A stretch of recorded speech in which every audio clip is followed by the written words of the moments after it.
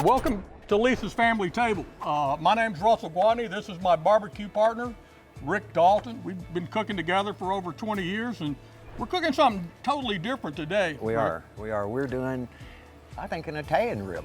We got these ribs from Kevin Green at the butcher shop down in Pensacola, and he is a great purveyor of meat. If you've not ever used him, they're perfectly squared. They are just great ribs. All we had to do was take the membrane off the back and season it. That's right. Yeah, and so seasoning these things was pretty simple. We had crushed garlic and we rubbed it on the surface of the ribs pretty good. Yeah. And then we put oil on there and then took crushed garlic and rubbed them again. And then Lisa had made a rub of a third of a cup of LSR, and I think it was 2 tablespoons of Tuscan Sunset and fennel seed. And so basically, we put that on these ribs, and we put them in. Bottom. Yeah, top and bottom. Got them ready to go, put them in, and we're cooking them about 225 degrees. We're shooting somewhere around 5.5 hours on them. Yep. And then they'll be ready. Yeah. Well, we just wrapped them just a few minutes ago at the 3-hour mark, and they looked really good. Oh, they look and they good were enough to very eat pliable. So I'm looking forward to eating these ribs in a little bit. We've got them in there. We're about 2 hours away from that. And all we're going to do when we get to the end is we're going to take those ribs out of the cooker. We're going to open them up, and then we got a honey and balsamic vinegar we're going to reduce, and we're going to Glaze them. we're going to create a glaze and put on these ribs. We're going to turn the temperature up in the cooker to about 300. We're going to leave them in there for 20 minutes, let that kind of come over like a glaze. It'll be like a candy. And it ought to be a great tasting. I think it's going to be a great tasting rib. Yeah. You know, it's out of our wheelhouse. Oh yeah, it's out of our grill house for sure. Yes, because we It's used to barbecue. Yeah, I thought Lisa did a good job creating this. I think she did too. Yeah, so we're looking forward to serving that to you today.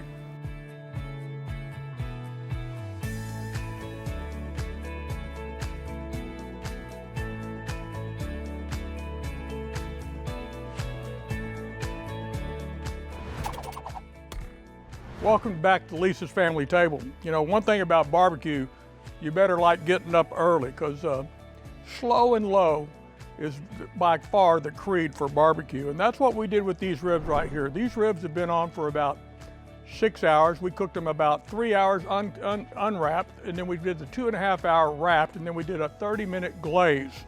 And here's what we have to show. Now, The color on them. the look color is just really great. Absolutely perfect. Yeah, it does. And these are not barbecue ribs. These are kind of an Italian rib. We call it a Tuscan rib. And I'm gonna just kind of slice one right here. And slice these up. We're gonna plate them. And then we're gonna do one of my favorite things. Eat. We're gonna taste them. Now, the big thing about a rib, when you taste it, you want to be able to do that right there, and you want to see teeth marks, and you want to see a bite. A lot of people say, well, I saw the rib just fall off the bone. Well, if you see that, that rib is overdone. These boys, these have a delicious taste. You're going to enjoy that. But that's what you're looking for when you're cooking a rib. You're looking for that bite right there.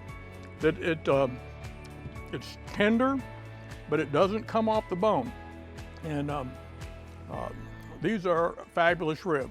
It's not a barbecue rib, it's an Italian rib. I don't know what else you call it, maybe a Tuscan rib.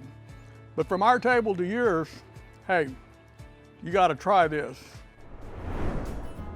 Don't forget to like, subscribe, and ring that bell so you can get notification of our upcoming videos. We post every Thursday and you won't want to miss a single video.